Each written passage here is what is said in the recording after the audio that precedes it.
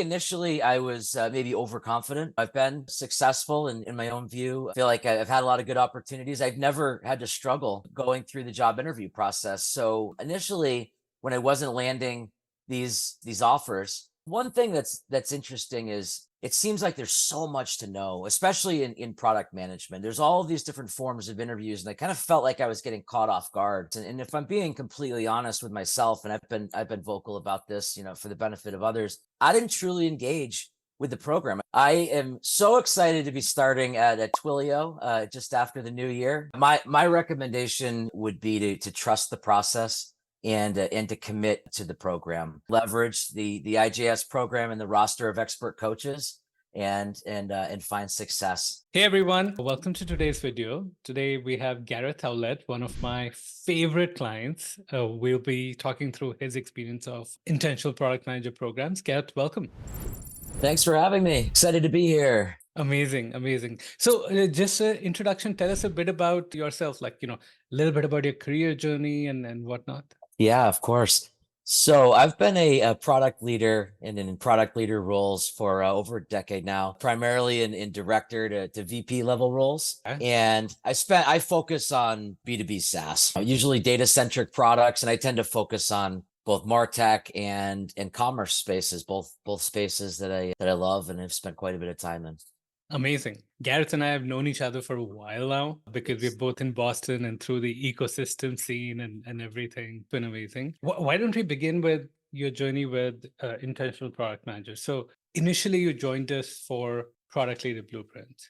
I did. I want to just get a sense of at that point, what was there some problem you're looking to solve, something you were looking to learn that brought you into the program? At that point in time, I was looking for an opportunity for professional development. I had seen your program and I recognized your face, of course. This looks like a really great opportunity. So we got an opportunity to sit down and you told me about the program. I was really focused on the strategic and communication aspects of product management at that time. I think, communication is something you can really never stop focusing on. It's just so important to success. And in strategy, I do a lot of strategy in my roles, and I was looking for a little bit of a new take. I was looking for some new frameworks, and that's exactly what I got out of the program. It was a really great experience. Amazing, amazing. Yeah, tell us more. If you were to think of takeaways, what were biggest things you gained from the program? From the product blueprint. I remember this was about a year ago when I joined the program. I really remember spending time on, well, one thing that really jumps out was knowing when your product is ready. We looked at all of the different ways to survey and collect data from customers through actually releasing sort of Wizard of Oz proof of concepts all the way up through an actual release with real customer stories. That was something that stuck out quite a bit. I remember working through the different shifts and making sure, taking complete and total ownership of the role, thinking about if I was the CEO, what would I do? And I think that's just such an important aspect. And it comes up in so many different ways to have a strong point of view and to get others to follow that point of view and to listen to what you're saying and provide evidence for that. It's just so important to really take ownership and take aspect of all responsibilities. Agreed. A lot of people do that. Many people don't feel that's a very important aspect of coming back to that. It is. And another one is, and one that I've used pretty regularly, and I found that the structure of having a point of view on the world and how it's changing is another one that keeps coming back to me. Building a narrative in the voice of the customer, thinking through the longer term. People love to have perspective and to really be able to have an explanation for why things are happening in the industry or why their customers may be experiencing certain things that are changing in their business, and to be able to, as a product leader, to be able to help explain throughout your own company what those things are and why they're happening really helps you build credibility for your ideas. Totally. Couldn't agree more. Awesome. You had all those learnings, then stuff happened, and we see you back in intentional jobs. So just tell us maybe at a high level what you went through and what brought you now into a different program altogether. Yeah, so I had been at my company for a few years. I had been thinking about what my next step was going to be, Hmm. and I decided that within about 6 months or so, I was gonna leave my company. We had a reorganization, Hmm. and during this reorganization, my team was actually set to double, but I also knew that I was going to be leaving in a relatively short period of time. So I had a little bit of a scary conversation Hmm. with my executive vice president, but I also trusted her, and I thought she'd understand Hmm. what I was telling her, and we were able to work out a scenario where I left the company on on great terms, but I got an Hmm. opportunity to really think about some time off to reflect and to think about what I wanted to do next Yeah. and where I wanted to go. So I really was pretty selective in my job search. Mhm. I had a little bit of time, and I really wanted to find the ideal role. I wanted to find my dream job, and I also wanted to spend some time just taking everything that I've learned and try to capture it and try to synthesize it and Yeah. pick out the frameworks that really worked well for me. And so that's where I started. And I was taking it slowly. I was successful in the sense that I was able to land some opportunities, and I was able to get into processes, but I wasn't getting to that offer stage. That's when I reached back out to you and asked you what we could do. How could I get to that point where I was actually getting offers and not just participating in processes? I know. Yeah, it is quite frustrating to like go through and spend so much time, and at the end you don't have the job. And unfortunately, in jobs such silver medal doesn't mean anything, right? Like No.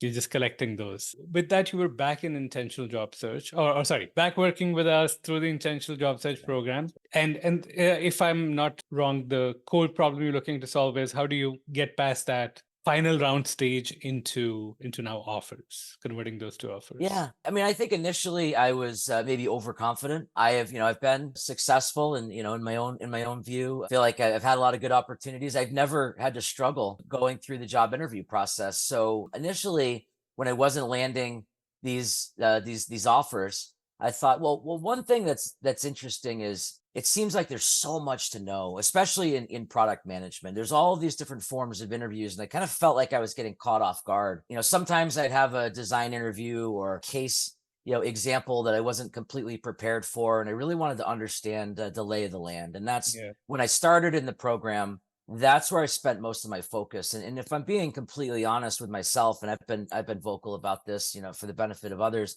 I didn't truly engage with the program. I watched the videos, absolutely. I participated in the sense that I took notes and I tried to learn, and I studied the different forms of interviews, and I Hmm. brought that into my own practice, but I really didn't engage the way I should have with coaches. I really didn't practice my Hmm. stories, and the cycle continued. I got to the final round of several different Many. Yeah. processes, many, and I'd get to the end and I just couldn't finish. In the job market that we're in, it's easy to say, well, there was one in particular where there were 2,000 other candidates, and I finished second. Wow. And in these cases, it's not good enough to have a set of stories that you can draw from, but not to leave them unfinished. You really Uh, need to be. I felt like I really needed to be perfect, and that's when I finished second. This was a case where I had worked at a competitor for 15 years. I knew the space really well. I knew the specifics of the job, yeah. and I felt like I was the best candidate, but I knew something was missing for me not to land that particular opportunity. I knew there was something else I needed to do. And that's when I really started engaging with the coaches, and I really started practicing on a weekly basis, multiple times per week to really craft and perfect individual stories. That is so interesting because it's second out of 2000. So that's like you're in the top 0.1%, right? Like so close. Seems like that was the trigger where you said, cool, I'm going all in. Like this has to be top class. Tell us more. Like, what are the kinds of things you did? What interactions you had with coaches and everything that helped you really nail that piece? Yeah, it was so I had already crafted a number of different stories. I really didn't want to feel like I was robotic during the process. Yeah. So I had a few different stories to draw on for each example. And one of the things that Ravi Mehta is a great overview, his competencies. My cheat sheet listed a number of all the competencies and a few stories for each, but I felt it was a little overwhelming. I think as I look back upon it, for every competency that I was being asked about, I had a story that I could tell, but it wasn't necessarily tailored enough to the situation. And Mm. one thing that really, there was one particular practice interview that I had done, and one of the coaches asked me a question that really should have been a layup for me. And I answered it with a story that I hadn't really perfected. I hadn't really spent a lot of time developing, but I thought I knew it pretty well. It was a very clear no hire. I mean, I knew immediately, I knew even before I was done speaking Mm. that there was going to be a no hire. That was my aha moment to say, I really need to get a single individual story for each example, for each different, for the 8 or 10 topics that I know are going to come up in these interviews. It's not Yeah. good enough to have three and I may bounce back and forth between them. For me, I really needed to get extremely specific, and I needed to tell my narrative in a way that was going to answer the question Yeah. for the hiring manager or for the interviewer in the way that they needed to hear it. This is such an important point, Gareth. It seems that, for you to move from here to there, it's very much about the excellence. Like, it can't be just like good enough. It has to be excellent for you to land that final role. Yeah, because it's not a time right now where you can get by on aptitude.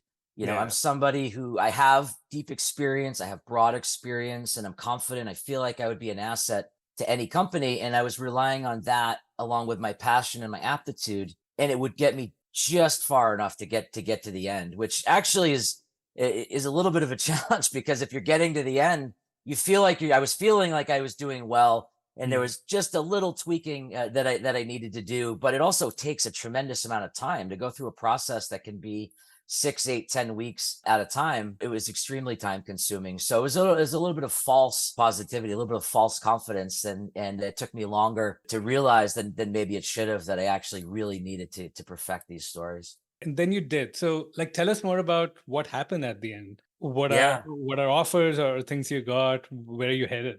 Yeah, so I got an opportunity. It was a pretty selective opportunity. I found a company that I had known for quite a while. I had some contacts there, and I reached out, and one of my contacts was gracious enough to refer me into the process. Mm. And I at this point, I had realized, also it's not good enough just to have one person rooting for you.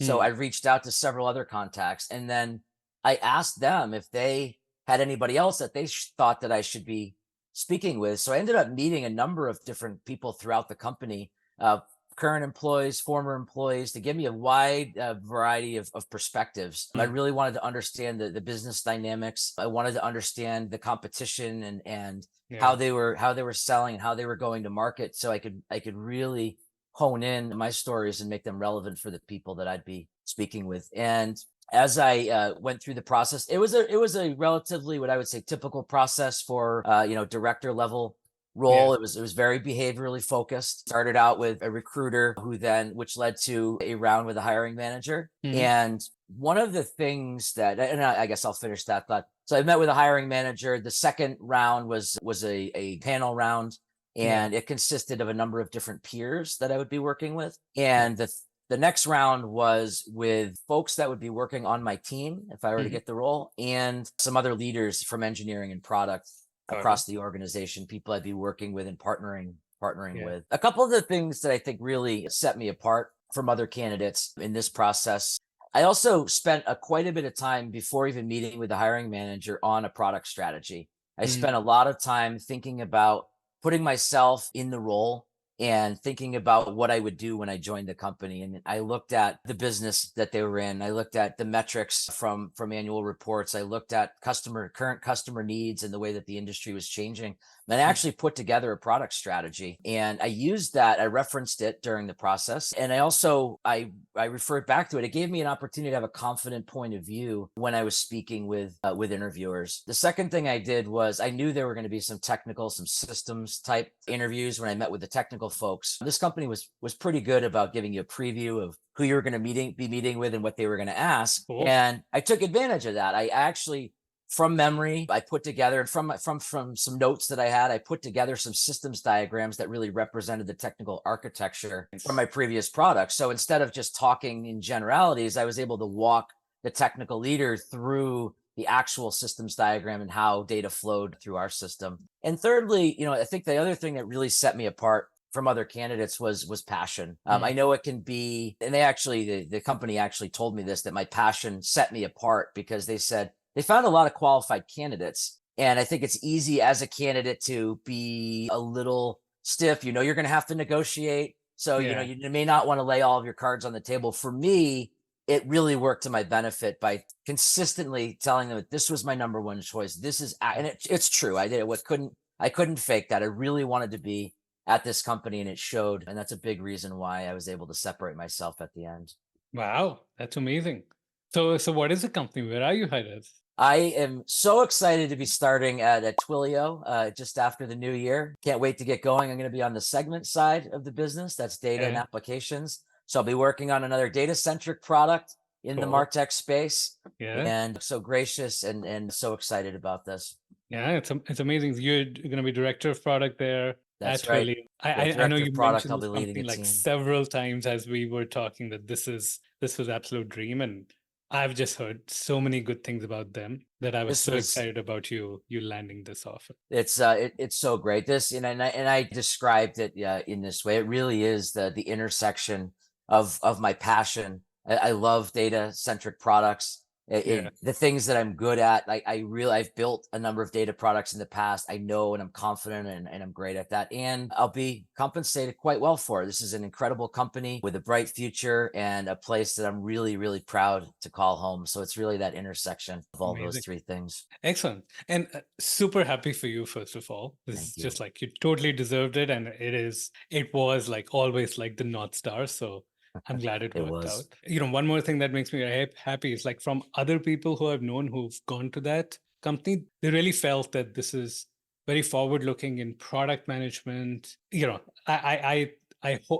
hope most people start to look beyond the fangs of the world and look at like really what are the top companies. I think Twilio stands out as some of the top companies with like ServiceNow and Uber and a few others. I really think they're phenomenal. I think that's such an important point. There are so many companies that are just a little bit smaller where you can make a big impact, where the package, the compensation that you'll receive is tremendous. In this case, there's a pretty significant bump from where I was at. And it's a public company, so it's a stable company. You have to work hard and you have to take care of your responsibilities and own the role. But yeah, there's more than just FANG companies out there. And Absolutely. Yeah. So one last question for you, Gareth. So like this video will be watched by many people, well, who are in the program because they'll be motivated, but many outside, and they're considering working with us in either of those programs. Any message for them? Anything they should do to consider as they're trying to make the decision? Just curious to hear about that. Yeah, my recommendation would be to trust the process and to commit to the program. This is something that it took me a little while to do, and that's why I was overconfident, and I did learn that once I opened myself up, and once I got comfortable with Mhm. being uncomfortable, and once I was able to work with coaches to give me the tough feedback that allowed me to perfect my narrative, I was able to achieve success. And I really think that is the best way to do it, to commit to practicing, leverage the IJS program and the roster of expert coaches, and find success that way. And totally, and go all in, 100%. Go all in. Gareth, thank you so much for speaking with me, with sharing your experience. It'll be very helpful for a lot of people. Appreciate it. So happy to do it. Thank you so much for this. And thank you so much for all your support throughout the process. It's meant a tremendous amount to me personally. And I always felt like somebody had my back throughout the process. And it was an upbeat and sort of inspirational way to go about it. No matter how many times no matter how many ups and downs there were, I Yeah. always knew that I was going through this process with a team of experts to help me out. Thank you Awesome. personally. Thank you. Thank you.